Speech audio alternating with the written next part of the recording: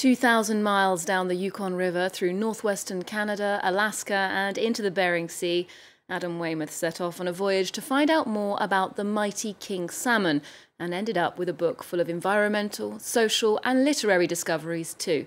His award-winning account, Kings of the Yukon, has now been translated into French. He joins us to tell us more. Adam, hello. Hi, Olivia. Thanks for having me on. Now, this is a truly epic journey and one that goes way beyond the singular fish that you set out to examine. It's an intersection of flora, fauna, history and society. Now, you've written plenty of long-form journalism in the past, but what was it about the king salmon that made you want to dedicate a whole book to it? Well, to be honest, it wasn't really the salmon that drew me in. I'd been to Alaska previously and I came across this trial. The numbers of salmon have been crashing in Alaska for the last few years, and I reported on a court case right on the west of Alaska of 23 Yupik fishermen who there was a ban on catching the salmon, but despite that, they'd gone out to catch them anyway. And they were defending themselves, saying that catching the salmon was part of their cultural heritage. It was almost their kind of spiritual tradition, and they were defending themselves on the right to practice their religion. And so it seemed to me that there were these two very interesting different ways of looking at the world, and to research the salmon was actually a way in to kind of understand how Indigenous people saw the river, how the fish and the people were so intimately linked. So that was the kind of crux of the book, really. And it was only after setting off and exploring the salmon that I started to realize what an amazing animal they are as well. As you say, the book is filled with rich human experiences. But if you had to pick a highlight, I know it would be difficult, but what was one memorable encounter with the wild? Any animals or landscape that particularly impressed you? It's definitely the bears that are always at the back of your mind. It's hard to sort of travel in Alaska and be camping every night on the beaches like we were without always having this background fear of bears. But in fact, other animals as well that I saw, two lynx just in the middle of nowhere, sunbathing by the side of the river, a wolverine swimming across the river, and they're rare to encounter these animals. You get the sense that it's almost as rare for the animal to encounter you as it is for you to encounter them, and they're these very special moments when you come across each other. And you saw a bear. Really. We did see. I saw a few bears from the riverbank. It's one of the wonderful things about traveling in a canoe is that animals don't really see you approach, and you can kind of drift past them. But they were generally kind of at a very safe distance until quite close to the end of the trip when we looked up. I was traveling with my girlfriend for the second half of the trip, and one almost silently, which is incredible for such a huge animal, but had kind of stumbled across our tent. And was just sort of 2, 3, 4 meters away from us. A really kind of primal fear, coming from England. It's just not something that we're accustomed to.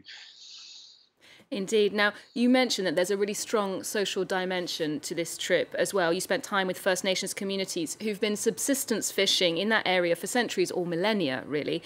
It is deeply rooted in their identity, as you mentioned. There are conservation regulations that have all but banned that fishing in some places to protect the fish stocks. From what you saw, how sensitively is that conflict being handled by the authorities? It's getting better. It's been very heavy-handed in the past. There's a real sense of kind of white scientists, Western scientists coming in and telling, as you say, these people that have been fishing the river for thousands of years how to sort of manage their business. And, there is good science on both sides. There's good Western science and there's good Indigenous science. But it's that kind of conflict of just one sort of putting a kind of just that sort of dictation on how it's meant to happen.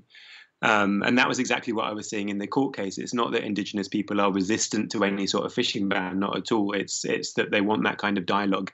They want that sort of dialogue there to be happening. Mm-hmm. Now, I believe your own relationship with the natural world has evolved from one that was quite overtly political to one that's more literary and focused on consciousness now.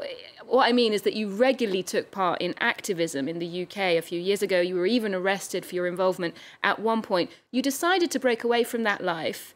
Can you explain why? I think it was putting a lot of drain on me and my time. It's a huge commitment, and I have massive support for people that are taking direct action in that sort of capacity. And it's definitely not something that I would try again from perhaps in the future. But to me, I was involved in a court case that stretched over a couple of years, and it really put a huge, just a huge sort of demand on my resources and my time. And I wondered if we were telling the stories in the right way, at least if I was telling the stories in the way that I wanted to be telling them. And writing had always been another passion of mine as well. And I started to think about other ways to try and maybe spread this story wider. I think we sort of, what we do about climate change, what we do about environmental injustice is such a massive question. And I think all those different methods of tackling it or approaching it are valid, and everyone just needs to kind of play to their strengths, really. Mm-hmm. Now, something that many climate change activists have been calling for in Western countries is more political commitment to the issue, legislation, tangible measures. And French President Emmanuel Macron has said he's considering making damage to the environment a crime punishable by law. What do you think of these sort of initiatives? Do you think that's going to be a game changer? I think Ecocide, as you say, this movement at the moment to try and get Ecocide brought into the International Criminal Court as one of the main crimes against humanity, to put it up there with war crimes, with genocide, with crimes like this, would be an absolute game changer. Yeah, the kind of nature of this, obviously the International Criminal Court has not brought that many successful cases in the past, but that wouldn't necessarily be the point of it. It would be this idea of, currently it's not, most environmental destruction is not illegal unless you're breaking kind of specific regulations. And to have a law that's had the potential of putting the CEOs of companies in the dock, of having people that are committing these massive ecocide crimes in the dock, and then not just as an international law, but that would trickle down into the member states of the ICC, I think would be huge. Yeah. Now, Adam, you were meant to be attending the Festival of Travel Literature here in France, Étonnant Voyageur, but like many live events, that was cancelled due to the pandemic. And as someone who travels extensively, how has the past year made you reconsider your relationship with travel, this desire to be on the move? Yeah, I mean, as for everyone, it's been hard. I've been in a luckier position than most, but as you say, it's not a great time to be a travel writer, to be an environmental journalist in that sense. I've actually been working on a novel this year that I thought I wouldn't get around to till I retired, but being at home for a year has kind of enabled me to do that. I've also always been really interested in slow travel. I spent a year walking from England to Istanbul about 10 years ago. I went through a long period of not taking planes at all when I, as a way of trying to think about the emissions that I was producing, and I still try and be conscious about the impact of traveling. So, yeah, a little bit of both, really. It's been nice to be here and kind of really reconnect with my family. We had a baby this year as well.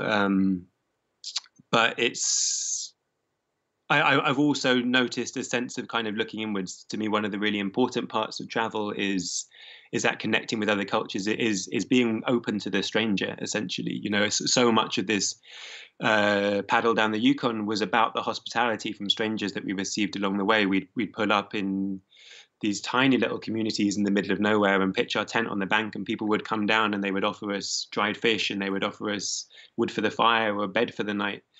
And I really wonder how that sort of hospitality has been altered by the pandemic, how people will meet strangers in the future, how long it will take us to get back to thinking that strangers are not something to be scared of because they might be carrying some sort of disease that we can't really trust where they've been or what they've been up to. Indeed.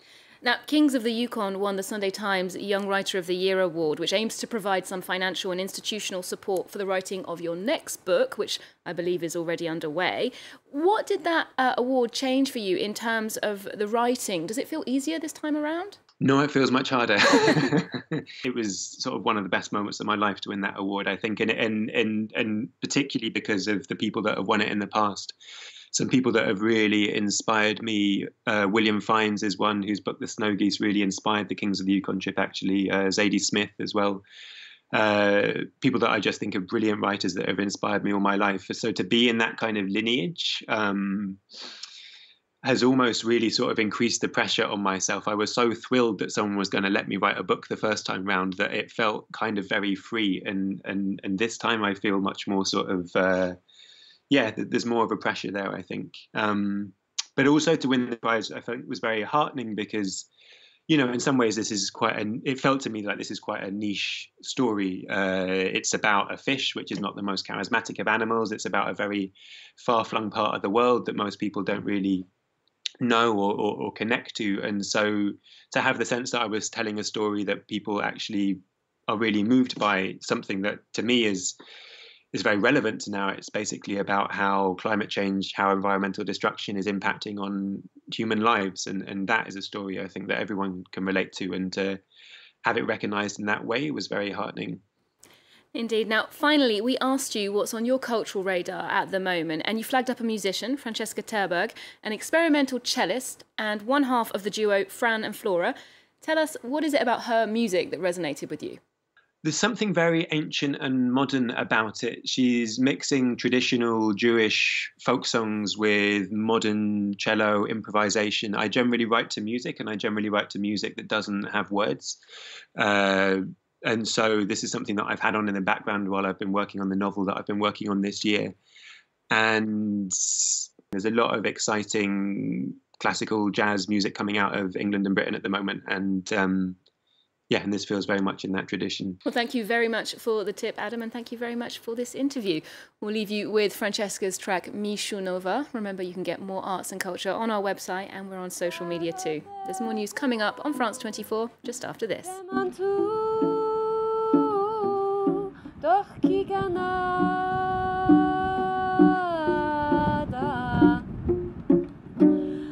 Teddy Cab Menshi Noch